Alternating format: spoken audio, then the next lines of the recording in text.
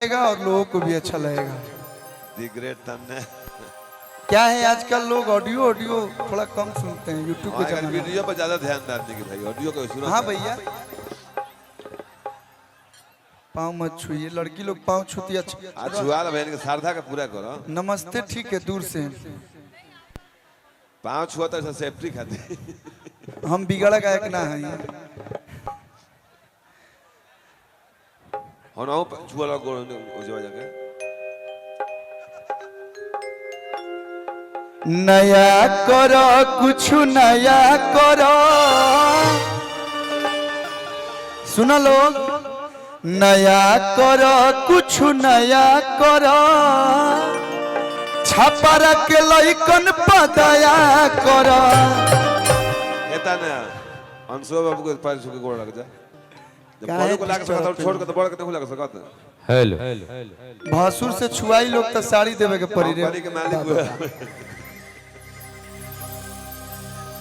ए सैया चुभुर चुभुर भैया और सुन ली बलम जी हरिया के गोबा एह टूटल चरपाई पना कटी हमसे राती तो चुभे। बहुत सालों बाद आपसे मुलाकात हुआ, कहाँ चल गए हो?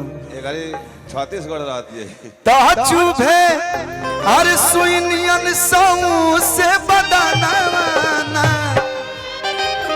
तो चुभे अरे सुइनियन सऊ से बदना। भैया जब कलाकार गावे, जब कोनो भी गायक गावे तो आप लोग मीठ मीठ ताली बजा देनी लो तो एकदम शरीरिया में एनर्जी आ जाला। देखिए भैया बहुत पैसा कमाते हैं, हम लोग को पैसा बहुत दिए हैं, लेकिन प्यार के साथ साथ आप लोग का भी प्यार चाहिए। तो ताली बजा के भैया सैया चुभुर गड़े और चाना, सैया चुभुर गड़े और चाना, सैया चुभुर गड़े और चाना।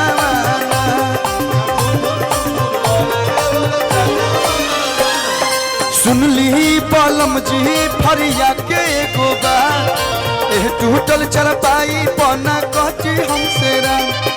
सुन ली पलम जी फरिया के गोबा एह टूटल चरपाई पना कटी हमसे राम।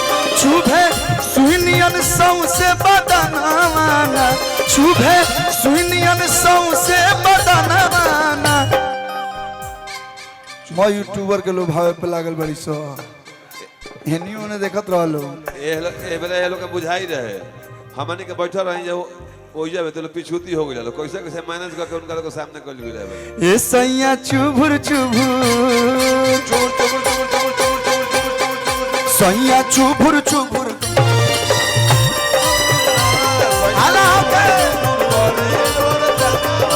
भैया भैया एक बार भोजपुरी अंदाज में जोरदार हवकारी मार के बताओ लोग। हाँ भैया तो देखिए यही हालत पे तनी मनी कमर के डांस। तो सैया चुभुर गड़ और चना,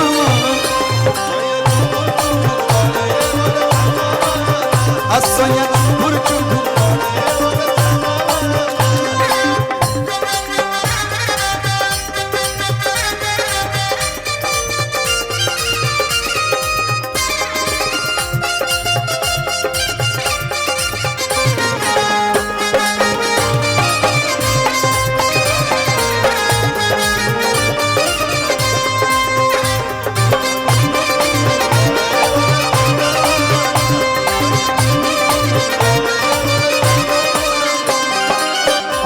कहतिया तन्या जी सुती हम अकेला हूँ तो वाह वाह आंख वाली सुती हम अकेला हूँ तो पार्टी चरचराता, रोज रोज रहो या के कोई दिला धाका।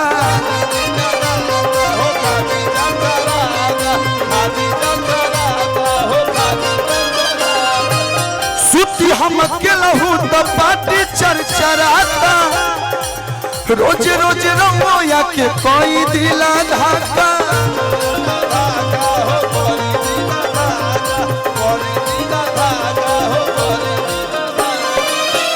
घर में डबल बेड के लाई दी पलंगवाना घर में डबल बेड के लाई दी पलंगवाना।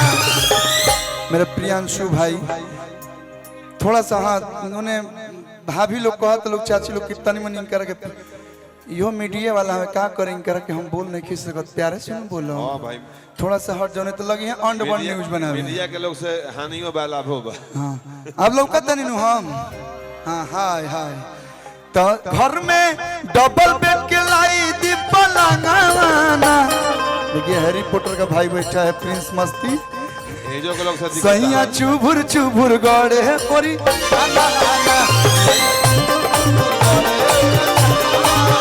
सैया